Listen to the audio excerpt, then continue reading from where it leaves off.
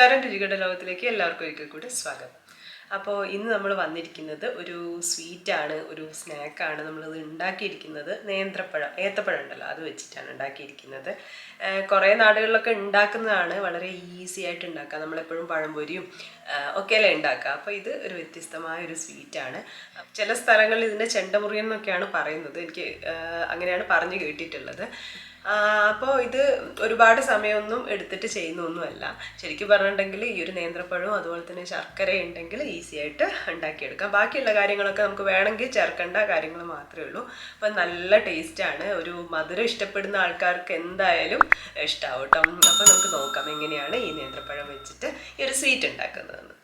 അപ്പോൾ ഇതിനായിട്ട് നമ്മൾ 2 വലിയ നേന്ത്രപ്പഴമാണ് എടുത്തിരിക്കുന്നത്. ഒരുപാട് ഇങ്ങനെ പഴുത്ത അങ്ങനെയുള്ളതല്ല, എന്നാലിട്ട് തീരെ പഴുക്കാത്തതല്ല, ഒരു മീഡിയം സൈസ് പഴുത്ത പഴമാണ് നമ്മൾ എടുത്തിരിക്കുന്നത്. അപ്പം അത്യാവശ്യം വലുത് തന്നെയാണ് എടുത്തിരിക്കുന്നത്. അപ്പോൾ ആദ്യം നമുക്കിത് കട്ട് ചെയ്ത് കൊടുക്കണം. അപ്പോൾ കട്ട് ചെയ്യുമ്പോൾ ഒരു വലിയ പഴമാണെങ്കിൽ ഒരു 3-4 പീസ്, 3 എന്ന് പറയുമ്പോൾ കുറച്ച് വലുതായിരിക്കും. അപ്പോൾ 4 പീസ് ആക്കിയാലും മതി. നമുക്ക് കട്ട് ചെയ്ത് കൊടുക്കാം.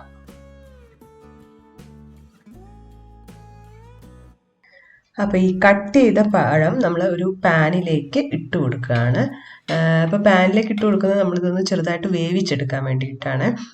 അപ്പോൾ ഇതിലേക്ക് നമ്മൾ വെള്ളം ഒഴിച്ചു കൊടുത്താണ് വേവിച്ചെടുക്കുന്നത്. ഏതാണ്ട് 1 കപ്പോളം വെള്ളം ഒഴിച്ചു കൊടുക്കുക. അതായത് ആ പാനിൻ്റെ ഒരു വിഡ്ത്തൊക്കെ അനുസരിച്ചിട്ട് എത്ര വെള്ളം വേണം എന്നുള്ള അതിനനുസരിച്ച് ഒഴിച്ചു കൊടുക്കാം.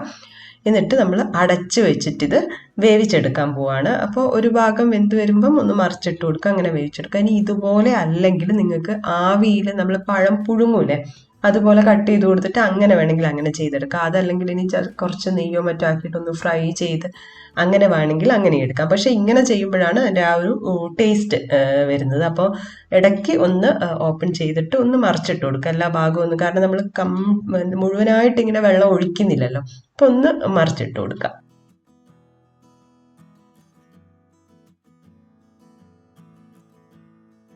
പഴം ഇപ്പം ഏതാണ്ട് വെന്ത് വന്നിട്ടുണ്ട്. അതിൻ്റെ ഇടയിൽ നമ്മൾ 1-2 പ്രാവശ്യം ഇങ്ങനെ തിരിച്ചൊക്കെ ഇട്ട് കൊടുത്തിട്ടുണ്ടായിരുന്നു. അപ്പോൾ ഇനി അടുത്ത പരിപാടി എന്ന് പറയുമ്പോൾ ഇതിൽ മധുരത്തിന് വേണ്ടിയിട്ട് നമ്മൾ ചേർക്കുന്നത് ശർക്കരയാണ്. അപ്പോൾ ശർക്കര ചേർക്കാൻ പോവാണ്. അപ്പോൾ ശർക്കര നമ്മളിവിടെ വെച്ചിരിക്കുന്നത് 175 ഗ്രാമാണ്. ഏതാണ്ട് ഒരു 1/2 കപ്പോളം വരും. അപ്പോൾ അത് കഷ്ണങ്ങളായിട്ടാണുള്ളത്. അപ്പോൾ ഇത് അലിഞ്ഞു വരണം ഇതിലേക്ക് ചേർത്തിട്ട്. ഇപ്പോൾ പൊടിയാണെങ്കിൽ പൊടി ചേർക്കാം. അപ്പോൾ അത് നോക്കി മധുരത്തൊക്കെ അനുസരിച്ചിട്ട് ചേർത്ത് കൊടുത്താൽ മതി. ഇനി ഇത് അലിഞ്ഞു വരണം. ഈ ഒരു സമയത്ത് നമ്മൾ ഇതിലേക്ക് ഏലക്കാപ്പൊടി ചേർത്ത് കൊടുക്കുന്നുണ്ട്. ഏലക്കാപ്പൊടി ടേസ്റ്റിനനുസരിച്ച് ചേർത്ത് കൊടുത്താൽ മതി. ഞാൻ ഒരു 1/2 ടീസ്പൂണോളം ചേർത്ത് കൊടുക്കുന്നുണ്ട്. ഇത് വേണമെന്നുണ്ടെങ്കിൽ ശർക്കര ഉരുകി കഴിഞ്ഞിട്ട് ചേർത്താലും മതി കേട്ടോ. ഈ ശർക്കരയിൽ പൊടിയൊന്നും ഇല്ലാത്തതുകൊണ്ടാണ് ഞാൻ ഡയറക്റ്റായിട്ട് ചേർത്ത് കൊടുക്കുന്നത്, അതുകൂടെ പറയാം കേട്ടോ. പിന്നെ നമ്മൾ ഇതിലേക്ക് ചേർത്ത് കൊടുക്കുന്നത് ചുക്കുപൊടിയാണ്. ഈ ചുക്കുപൊടിയും ഉണ്ടെങ്കിൽ ചേർത്താൽ മതി, അല്ലെങ്കിലും കുഴപ്പമൊന്നുമില്ല. അപ്പം അത് ഞാനൊരു 1/4 ടീസ്പൂണോളം ഇതിലേക്ക് ചേർത്ത് കൊടുക്കുകയാണ്.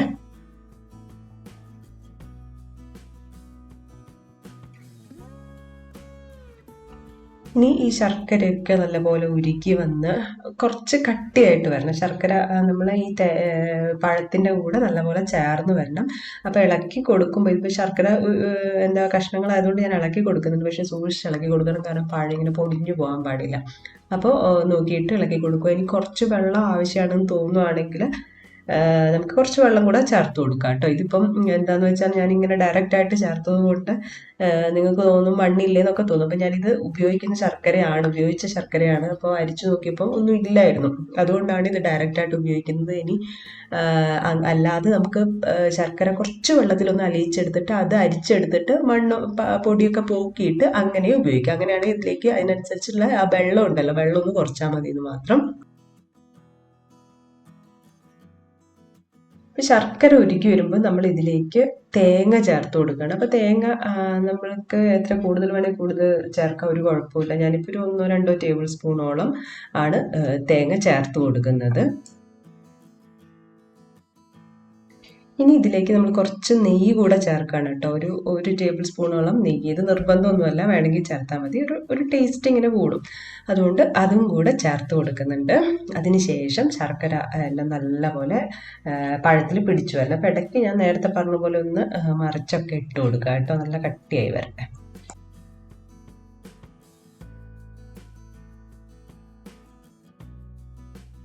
അപ്പോൾ കുറച്ച് സമയം കഴിയുമ്പോഴത്തേ ശർക്കരപ്പാനിയൊക്കെ കുറച്ച് കട്ടിയായി എല്ലാ പഴത്തിലൊക്കെ നല്ലപോലെ പിടിച്ചു വന്നിട്ടുണ്ട്. ഈ ഒരു സമയത്ത് നമുക്ക് സ്റ്റൗ ഓഫ് ചെയ്യാം. ഇനി ഇത് സെർവിങ് ഡിഷിലോട്ട് മാറ്റാം. അപ്പം നേന്ത്രപ്പഴം വെച്ചിട്ടുള്ള ഒരു അടിപൊളി സ്വീറ്റ് ഇവിടെ റെഡി ആയിട്ടുണ്ട്. ഇതിന് ചെണ്ട മുറിയെന്നും പഴം നുറുക്കെന്നൊക്കെ പറയാറുണ്ട്.